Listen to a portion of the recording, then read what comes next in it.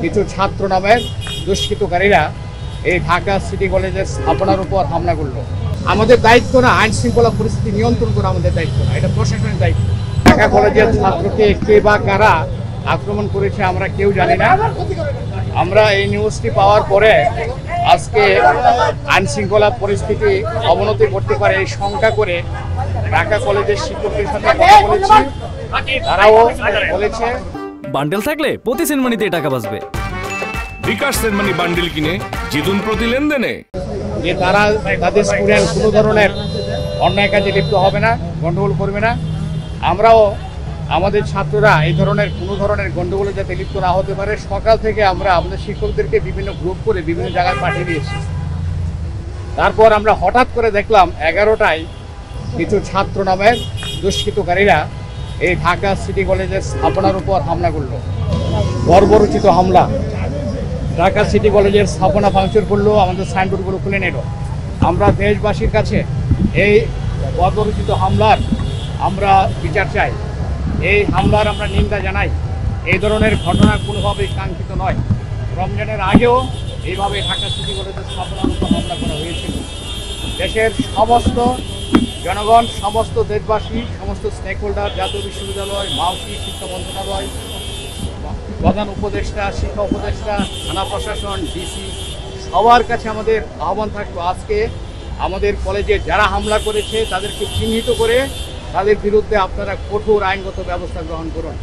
আপনারা media public, আপনারা অবশ্যই নিরপেক্ষ সংবাদ পরিবেশন করবেন। আমাদের সিটি কলেজের স্টুডেন্ট কোনো কলেজের স্থাপনা ভাঙতে যায় নাই। দেশবাসী সাক্ষী, অত্র এলাকার জনগণের সাক্ষী।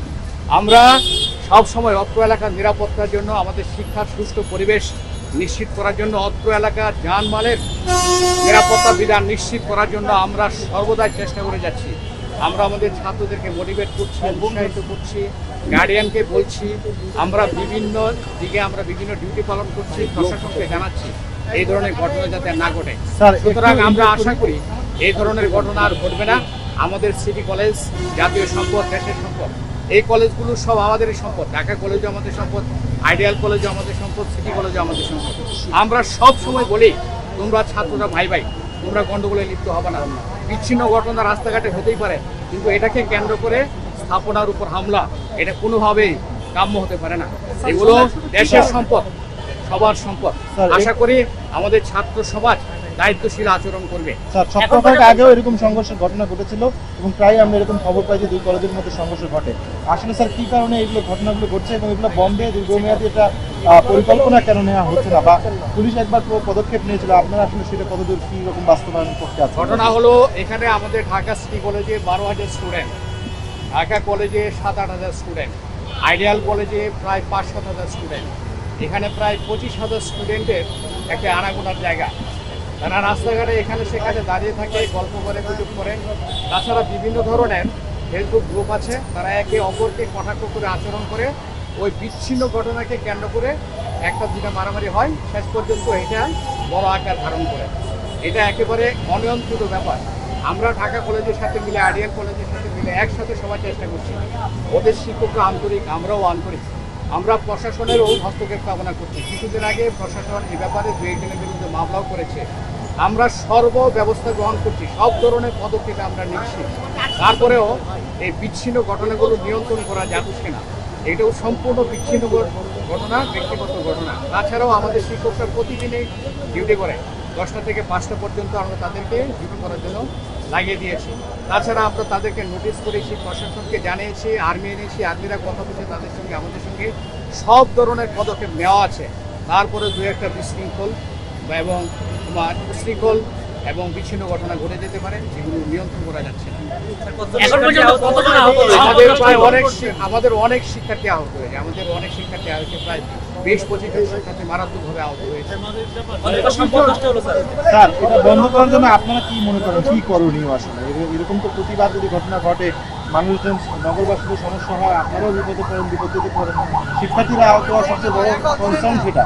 আসলে এটা বন্ধ করার জন্য আপনি এটা প্রথমত আমাদের অত্র এলাকার যারা থানা প্রশাসন আছে তাদেরকে দায়িত্ব নিতে হবে।